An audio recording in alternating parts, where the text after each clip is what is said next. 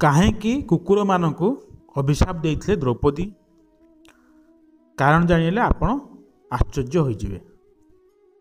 ତେବେ ଆସନ୍ତୁ ଜାଣିବା।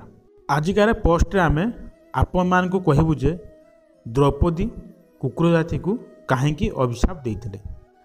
ତେବେ କହି ରଖିବୁ ଯେ ଦ୍ରୌପଦୀଙ୍କର ଏ କାହାଣୀ ମହାଭାରତ ସମୟର ଅଟେ। ଏହା ଆପଣଙ୍କୁ ଜଣାଥିବ ଯେ ଅର୍ଜୁନ ଦ୍ରୌପଦୀଙ୍କୁ ବିବାହ କରି ଘରକୁ ଆସିବା ପରେ ତାଙ୍କ ମା' ଅଜାଣତରେ ସବୁ ଭାଇଙ୍କୁ ଏ ଆଦେଶ ଦେଇଥିଲେ ଯେ ସବୁ ଭାଇ ମିଳିମିଶି ସେ ଜିନିଷକୁ ଭାଗ କରନ୍ତୁ ବୋଲି। ମାତା କୁନ୍ତୀଙ୍କ ମାନ ରଖିବା ପାଇଁ ସବୁ ଭାଇ ଦ୍ରୌପଦୀଙ୍କ ସହିତ ବିବାହ କରିଥିଲେ। ତେବେ ପାଞ୍ଚ ଭାଇଙ୍କ ମଧ୍ୟରେ ଏ ଆଲୋଚନା ମଧ୍ୟ ହୋଇଥିଲା ଯେ ଦ୍ରୌପଦୀ ପ୍ରତ୍ୟେକ ବର୍ଷ ଜଣେ ଜଣେ ଭାଇଙ୍କ ସହିତ ସମୟ ବ୍ୟତୀତ କରିବେ।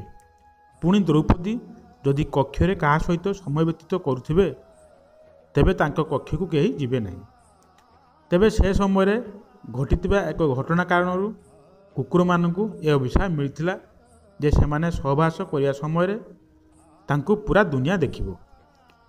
ଯେତେବେଳେ ଯେଉଁ ପାଣ୍ଡବ ଦ୍ରୌପଦୀଙ୍କ କକ୍ଷକୁ ଯାଉଥିଲେ ସେତେବେଳେ ସେ ନିଜ ଚରଣ ପାଦୁକା କକ୍ଷ ଦ୍ୱାରରେ ରଖିଯାଉଥିଲେ, ଯାହାଦ୍ୱାରା କି ଆଉ କେହି ମଧ୍ୟ କକ୍ଷକୁ ଯିବେ ନାହିଁ। ଯେତେବେଳେ ଜଣେ ପାଣ୍ଡବ ନିଜ ଚରଣ ପାଦୁକା କକ୍ଷ ବାହାରେ ରଖି ଦ୍ରୌପଦୀଙ୍କ ସହିତ ସମୟ ବିତାଉଥିଲେ ସେତେବେଳେ ସେଠାକୁ ଏକ କୁକୁର ଆସିଯାଇଥିଲା।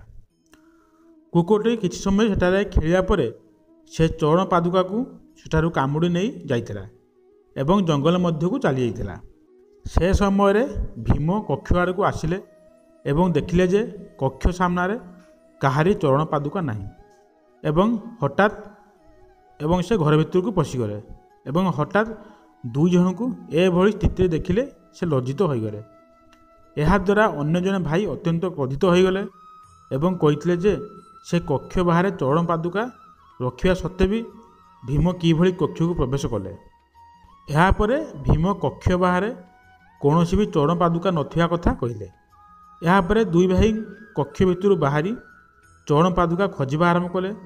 ଖୋଜି ଖୋଜି ଯେତେବେଳେ ଜଙ୍ଗଲ ମଧ୍ୟକୁ ଗଲେ ସେଠାରେ ଯାହା ଦେଖିଲେ ତା ଆଶ୍ଚର୍ଯ୍ୟ ହୋଇଗଲେ।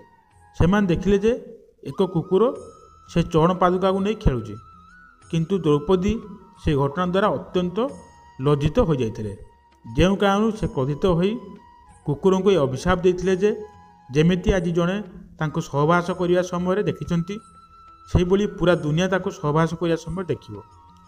ସେ ଅଭିଶାପ ପାଇବା ପରଠାରୁ କୁକୁରମାନେ ଖୋଲାରେ ସହବାସ କରନ୍ତି। ଆଜିର ଏହି ପୋଷ୍ଟ ଆପଣମାନଙ୍କୁ କେମିତି ଲାଗିଲା କମେଣ୍ଟ ମାଧ୍ୟମରେ ଜଣାଇବେ ଏବଂ ଭଲ ଲାଗିଲେ ଲାଇକ୍ କରିବେ, ସେୟାର କରିବେ। ଏମିତି ଆଉ ଭିଡ଼ିଓ ଦେଖିବା ପାଇଁ ଆମ ୟୁଟ୍ୟୁବ୍ ଚ୍ୟାନେଲକୁ ସବସ୍କ୍ରାଇବ୍ କରନ୍ତୁ। ଧନ୍ୟବାଦ।